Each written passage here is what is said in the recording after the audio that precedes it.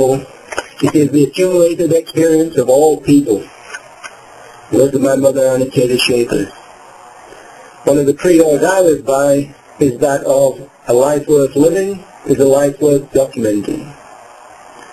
It was the hope of my mother, the remarkable person who documented her first 50 years, in order that, through reading about this one life, the lessons it teaches might serve future generations as they travel life's journey.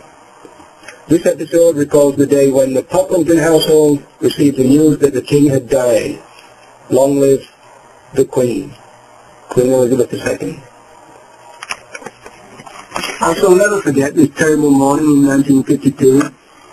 A few days ago we saw on the television, not ours, but that of some friends, that our King, King George VI, saw his daughter, our lovely Princess Elizabeth, off. She and her husband, Prince Philip, were once more going on a goodwill visit abroad. And it seemed a very windy day as the King waved for the last time, the wind blowing in his grey hair. And as I saw this, I had a cold shiver down my back. He will never see his beloved daughter again, went through my head. Immediately I spoke sharply with myself, not to think such silly things. But maybe it was a little prophecy, since it did happen. The radio just went dead for a minute on that fateful day in February of 1952, and then it gave us this shocking announcement. The King is dead. Long live the Queen. My diary on that day is certainly smudged with tears. I could not help it. I cried my heart out. And when Peter came in and saw me crying, he was only tiny, I told him that the King George VI had died. And he ran straight out and round the corner to a neighbour and said, "Hey, Mrs. Wading, Coleman's dead. Your mum said the Coleman's dead." She came round like a shot. What happened? She'd only seen him that morning. How could my little boy know then that there is more than one George in the world? He only knew one George, George McMahon, the court Coleman. And if a George was dead, it could only be him. So the mistake was soon cleared up, and we all in the neighbourhood were full of sorrow and wished our new Queen, so very, very young, all the best for the great work she had to take on.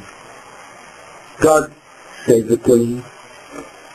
And then, in 1953, came the great coronation, and that was happiness for everybody in the land.